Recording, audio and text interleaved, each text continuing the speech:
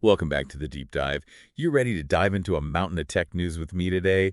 We've got new gadgets that seem straight out of sci-fi, AI advancements coming out our ears, and let's not even get started on the legal battles brewing. It's going to be wild. Yeah, the speed at which things are evolving, especially where AI, gaming, and hardware It's intersect. mind-boggling, right? Totally. So much to unpack, so let's jump right in. Let's do it. Meta Connect 2024. Zuckerberg was practically bouncing off the walls talking about the metaverse, especially with the new Quest 3S coming in at a shockingly low $299. Yeah, that price tag definitely makes you look twice. But what really struck me was Zuckerberg's focus on the feeling of truly being present in mixed reality, the magic he kept saying. It's not just about a cheaper headset, it's about crafting a whole experience. Comfort and compelling uses, I think those are going to be make or break for people really adopting this. Speaking of which, remember that analyst who said smart glasses are the real game changer? Like, imagine walking down the street and the billboards come to life, tailored to you, maybe even flashing discounts for your favorite stores nearby. It's like having a personalized digital world wrapped around you. Yeah, the potential there is huge, especially for brands. How they interact with consumers completely changes the game. But of course, the flip side is, well, are we okay with our smart glasses knowing that much about us, our every move, every preference? That's a trade-off we all have to consider. Definitely a double-edged sword. But hey, let's lighten the mood a bit. Talk about those Meta AI updates. Llama 3.2 now understands images and textages. A huge leap. Plus, get this, they're adding celebrity voices. John Cena as your AI assistant? Anyone. I mean, the possibilities for accessibility are enormous. Imagine how this could change things for people who have trouble reading or typing. We might see text-based AI become a secondary thing even. Big potential, but Yeah, there are definitely legal concerns. Remember the Scarlett Johansson lawsuit against OpenAI? right. Using her voice for AI training without her say-so really blew the lid off the whole debate about rights in the age of AI. So is this the future or a legal nightmare waiting to happen? I guess we'll see. Absolutely. And speaking of legal hot water, those new Ray-Ban smart glasses, real-time translation, object identification, it's like something out of a sci-fi movie. And then bam, they hit us with Project Orion, their true AR glasses. Light diffraction for holographic displays, they said. No more clunky screens, just digital stuff blended right into what you see. My mind was blown. What even is light diffraction? So imagine light bending as it goes through a tiny slit, creating this pattern of light and dark bands. That's diffraction. Project Orion uses this to make holographic images that look like they're just floating in front of you. No headsets, no limited view. Pure augmented reality blended seamlessly with the real world. If they can pull it off, it could be revolutionary, changing how we interact with, well, everything. That's incredible. But with all this personalized stuff and data collection, it makes you wonder, are we heading towards a future where companies know us even better than we know ourselves? Like that whole idea of personalized ads based on what your glasses see you looking at is both cool and kind of creepy at the same time. For sure. The potential for targeted advertising, data collection, it's huge. This is where the whole ethics discussion about responsible tech becomes really important. How do we make sure these advancements actually empower us, not exploit us? It's a question we really need to think about. Talk about a change of pace, huh? Yeah. From AR glasses to, well, the booming world of game development in Brazil. It's a great example of how a region can overcome some serious challenges and still carve out its own space in tech. It really is. It speaks to their ingenuity. They've had hurdles, especially with limited access to foreign investment, but they built this thriving industry. Over 1,000 studios now. Can you believe that? Over 1,000. That blows my mind, especially considering they had just 30 back in 2004. It makes you wonder, though, with that much growth, that much creative energy, why aren't we seeing more globally recognized games coming from Brazil? That's the million-dollar question. It comes down to a few things, I think. One is, well, the lack of major publishers based there. Without that huge marketing push, it's tough for smaller studios to break through the noise and really grab a global Like audience. trying to get a word in edgewise at a rock concert. Exactly. And then you've got the big dogs, the AAA games with massive budgets, huge fan bases already. Creates a very tough landscape for indie studios trying to make their mark. It's David versus Goliath all over again.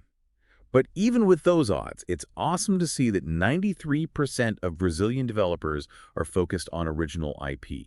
That's got to tell you something about their drive to innovate, to do their own thing in the gaming world. Absolutely. They're trailblazers, not trend followers. And we've seen some awesome success stories already. Games that broke through internationally, Horizon Chase, that love letter to classic arcade racers, Oh yeah, I love that one. and Knights of Pen and Paper, that charming RPG. Proof that Brazilian-made games can capture the hearts of gamers worldwide. Totally. But, going back to that lack of foreign investment, I was struck by that stat in the article. Only 15% of Brazilian studios are open to it. That's incredibly low. What's the deal with that? Is it a cultural thing, pride maybe, or something else entirely? That's a complex one. Could be a bunch of factors, honestly. Maybe some studios are afraid of losing control creatively or feel they can make it on their own. There might be a historical aspect too, that sense of self-reliance, because they've had to navigate economic hardship and restrictions before. Remember, they used to rely on Famiclones, those Nintendo knockoffs, just to play games because of import limits. You're right, that independent streak definitely runs deep. Makes you think, though. Could more foreign investment be the key to unlocking even greater potential there? Or would it change the very soul of their industry? It's a tough balance. On one hand, yeah, that investment could bring in resources, expertise, marketing power, help their games reach a wider audience. But on the other, preserving that unique identity, that creative freedom that makes their games so special, that's crucial too. It's walking a tightrope, that's for sure. Yeah. It really highlights the hurdles developers face in regions trying to break into the global market. No doubt. But even with those challenges, I'm optimistic about the future of Brazilian game dev. The talent is there, the drive is there, and they've got this unique perspective the world needs more of. Plus, with more gamers going digital, the barriers are lower than ever. True. We could be on the verge of a whole new wave of amazing games from all over the world. Exciting time to be a gamer. Definitely. And speaking of exciting, let's circle back to AI for a bit, specifically Google's big move with Gemini. They're pushing it hard, from their Pixel Buds to core business applications. It's like they're going all in on it being the AI assistant everywhere. Yeah, it's inescapable. Huh. I was floored when they announced Gemini for all Pixel Buds models, not just the new ones. It's like they want everyone to experience this next level AI no Yeah. matter what. So what does this mean for the good old Google Assistant? Is it getting the boot? Good question. Will it be out with the old, in with the new? Maybe they'll both stick around serving different purposes. Who knows? But it's clear Google's putting a lot of faith in Gemini. And it's not just about our phones and headphones either. Companies like Snap, Volkswagen, even Warner Bros. Discovery are building it into their workflows. We're talking real-world stuff here, increased productivity, cost savings. It's a whole new ballgame. It's bigger than just making our lives easier. It's about changing how industries function at their core. Remember that part about the 6 types of AI agents? Customer, employee, data, security, creative, even gaming agents. It's mind-blowing to think these specialized AIs could revolutionize everything. Customer service, brainstorming sessions, even how we design and play games. It's a lot to wrap your head around. It feels like we're on the edge of something truly new. But for all this talk of AI integration, its potential, not everyone's thrilled about it, and for good reason. Yeah, there's been some pushback, especially in Europe, right? Yeah. Big concerns about data privacy, user choice, and just the sheer power these tech giants have over the technology that shapes our lives. Absolutely. That Apple's for a article, remember? The EU gave Apple an ultimatum, 6 months to make iOS and iPadOS more open, or else. Clearly, regulators are taking this seriously, ready to fight for consumers and a more level playing field in tech. Classic clash of titans, right? Innovation pushing boundaries versus the need for responsible development, for regulation that protects people. You've got companies like Google pushing AI like crazy, but Apple might have to limit its new AI features in Europe.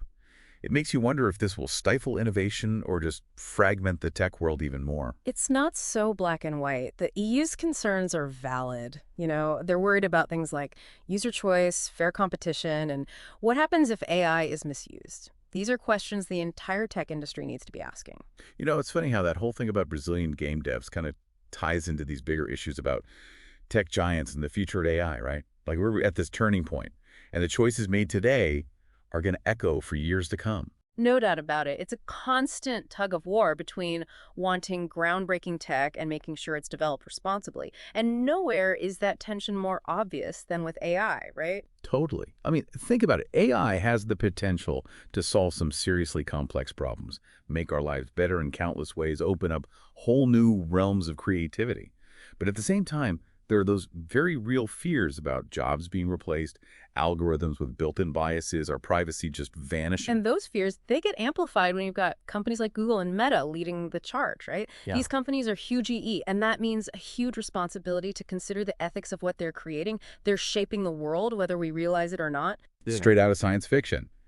But instead of robots taking over, it's algorithms making decisions that impact us, maybe without us even realizing it. Which brings us back to that question from earlier. Are we even ready for a world where AI is so ingrained we don't even notice it? That's the billion-dollar question, and honestly, I don't think there's an easy answer. Ready or not, AI is here, right? It's how our search engines work, how we get recommendations, how spam gets filtered, even how doctors diagnose illnesses. And it's only going to get more sophisticated, more woven into the fabric of our lives. It's pretty wild when you really think about it. And it's not just about the practical stuff either. We're seeing AI make a splash in the creative world too. Remember how we talked about Brazilian studios and their focus on original ideas? What happens when AI gets so good, it can make art, compose music, even design entire game worlds that are just as good as anything a human could come up with. It makes you question the very definition of creativity, doesn't it? If an AI creates a symphony that brings tears to your eyes or a video game that you can't put down, does it even matter that it wasn't directly made by a human? Does the source of that creativity even matter anymore? Those are some deep thoughts right there, and I don't know if they're easy answers. But it gets you thinking. Imagine a small studio, maybe even one in Brazil, uses AI to make the next big hit game. Do we celebrate their ingenuity? Or is there this doubt, this feeling that it's somehow less impressive because AI helped? It's an interesting thought experiment, right? Gets to the heart of how we view technology. Can we embrace AI as a partner in creation, something that enhances our own creative potential? Or will we always be a little suspicious, worried that it's going to diminish that unique spark we have as humans? It's a delicate dance, for sure. And it goes beyond just art and games, too. Think about education. What if AI could tailor each student's learning experience, give them instant feedback, all perfectly suited to their needs? What happens to the role of the teacher then? It's a question educators are already grappling with. No easy answers there. But personally, I think AI has incredible potential in education. Imagine teachers having the power to really personalize learning, make those lessons way more engaging, more effective. That's exciting. Exactly. AI isn't good or bad by itself. It's a tool. And like any tool, it can be used for good or for bad. It comes down to us, how we develop it, how we use it, and how we regulate it. Couldn't have said it better myself. And that's why it's so vital for everyone to be informed, to be part of this conversation. We can't just leave it to the tech whizzes and the politicians. We've all got a stake in shaping the future of AI, making sure it aligns with our values, with the kind of world we want to live in. Absolutely. We need to approach AI with both enthusiasm and a healthy dose of caution, recognizing the incredible things it can do, how it can improve our lives, but also acknowledging the risks. It's a balancing act. Well said. It's all about balance. And maybe more importantly, remembering that AI isn't this inevitable force we've got no control over. We created it. And that means we can guide it, steer it towards something that benefits all of humanity. That's the goal. Yeah, it's the dream. Well, listeners, we've covered a ton of ground today. Metaverse shenanigans, Brazilian game dev magic, the ethics of AI.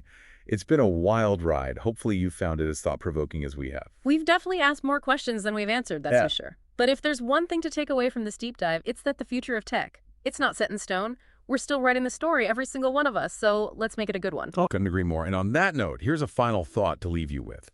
As you navigate this ever-changing world of technology, stay curious, stay informed, and stay engaged. The future needs you. Thanks for joining us on The Deep Dive.